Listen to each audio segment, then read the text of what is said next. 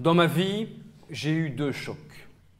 Le premier, quand ma mère m'a avoué que Saint-Nicolas, c'était elle. J'avais 7 ans. Découvrir à 7 ans que sa mère enfourche un âne pour se jeter dans des cheminées inconnues, pour certaines même pas ramonées, déguisée comme Léopold II, en compagnie d'un grand noir qui fouette des mioches. À 7 ans, on remet tout en question. Même la mort de Michael Jackson, qui n'avait d'ailleurs que 17 ans cette année-là. Oui, c'est gros. Il s'est produit ces jours derniers un événement majeur que je considère donc comme le 2e choc de ma vie. La nouvelle est tombée sur les téléscripteurs, effroyable et de source sûre, puisqu'elle émanait conjointement de Ciné Télé Revue et de Voici. C'est vous dire l'infaillibilité de l'information. L'émission de TF1, Pascal le grand frère, est scénarisée avant la diffusion. Bon, c'est sûr qu'être scénarisé après, ce serait con aussi. Bien entendu, le directeur de TF1 dément. Quand je dis le directeur de TF1 dément, il n'y a pas de virgule après TF1. Sinon, je laisserais supposer, dans une approximation stylistique de ponctuation flexionnelle, que le directeur de TF1, virgule, serait dément. Non! Je voulais dire qu'il démentait l'information.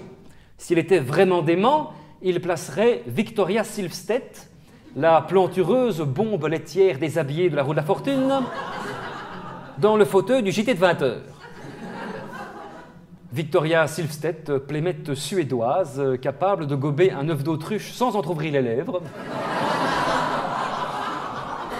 Lèvres buccales, bien sûr. Les autres pouvant très certainement absorber l'oiseau coureur tout entier.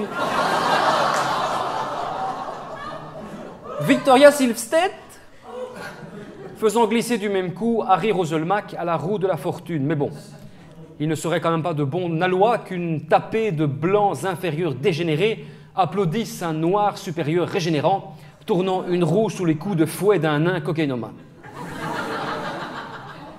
Donc, Pascal le grand frère, c'est de la quincaille toc-toc, du faux, du plastoc. D'où mon 2e choc. Oui, car sans honte, je vous le dis, mes frères. Qu'est-ce que je dis? Excusez-moi. Oui, je vous l'avoue, j'ai toujours cru en la sincérité de la chaîne. La télé-variété pipée, encore eût-il fallu que nous le sussions. Oui, ils m'ont bien eu. Donc tout est écrit, ce sont des acteurs. Sébastien Cohen n'est pas vraiment vulgaire au naturel et il ne ressemble pas à Donald Strocuit. Non, non, non, non, non, c'est du jeu que dans le gros panneau je suis tombé le doigt dans l'œil. Donc, Jean-Pierre Foucault connaît les réponses aux questions. Il est fort, lui, dans le jeu d'acteur. Laurence Boccolini sait que les candidats de son jeu sont les recalés du casting du 8e jour. Tout est écrit à l'avance. La Starac, tournée manège, attention la marche. Il y a de quoi se palucher la membrane et faire de la Koh-Lanta.